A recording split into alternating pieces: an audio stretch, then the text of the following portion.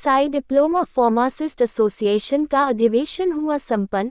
उदय राज सिंह अध्यक्ष, सचिन मित्तल महामंत्री निर्वाचित। ESI diploma pharmacist association Uttar Pradesh का अधिवेशन कर्मचारी राज्य बीमा जच्चा बच्चा चिकित्सालय सर्वोदय नगर कानपुर में संपन्न हुआ। मैं उदय राज सिंह, अध्यक्ष ESI diploma pharmacist association Uttar Pradesh. ESI diploma pharmacist association के जो चुनाव हुए हैं जी, इसके बारे में आपको किस तरह से कैसे जीत और सफलता मिली इसके बारे में बताइए। देखिए, इसमें हम लोगों के यहाँ जो संघ का संविधान है उसमें 8 पदों पे हम चुनाव की प्रक्रिया संपादित करते हैं, उनमें चुनाव होता है। तो उसमें अध्यक्ष पद पर मैं स्वयं उदय राज सिंह, वरिष्ठ उपाध्यक्ष पद पर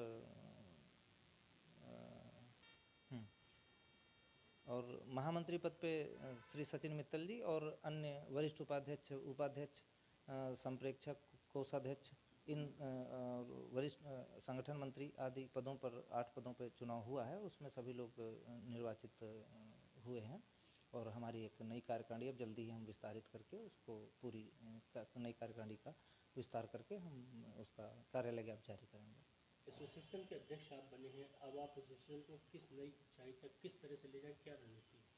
देखिए, पिछले कोरोना काल में हम लोग बहुत ही विषम स्थितियों में हम लोग काम करते रहे और हमारा चूँकि इसेंशियल सर्विसेज हैं चिकित्सा से संबंधित, तो इसलिए और भी हम लोगों के ऊपर दबाव और बोझ रहा है।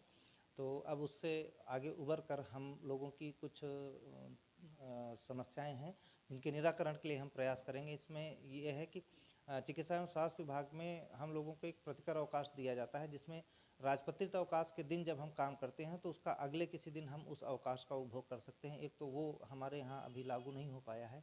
हमारे यहाँ चीफ फार्मासिस्ट राजपत्रित नहीं हो पाया, हम उसके लिए प्रयास करेंगे।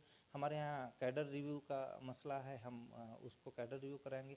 हमारे यहाँ इस बीच में ये हुआ कि जहाँ पर जिन डिस्पेंसरियों में एकल फार्मासिस्ट है वहाँ आईपी संख्या काफ़ी ज़्यादा बढ़ गई है।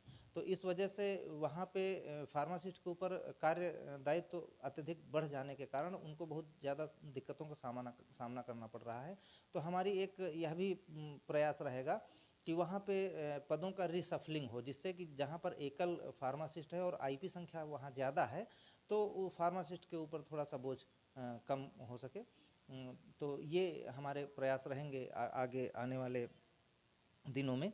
और वेतन विसंगति का भी एक हम लोगों का मसला है, जिसमें नॉन फंक्शनल वेतनमान हम लोगों को 4200 दिया गया है। तो वो नॉन फंक्शनल का जो क्लाज लगा हुआ है हम लोग इसको हटाने के लिए भी आगे आंदोलन करें, क्योंकि ये मसला पूरे ऑल ओवर इंडिया का है। तो इसको नेशनल लेवल पे इस मसले को हम जहाँ भी उठाया जाएगा तो हम उसके साथ लेकर के आगे बढ़ेंगे। नगर इकाई में संगठन को मजबूत करने के विषय में क्या करेंगे, क्या रणनीति है? हमारा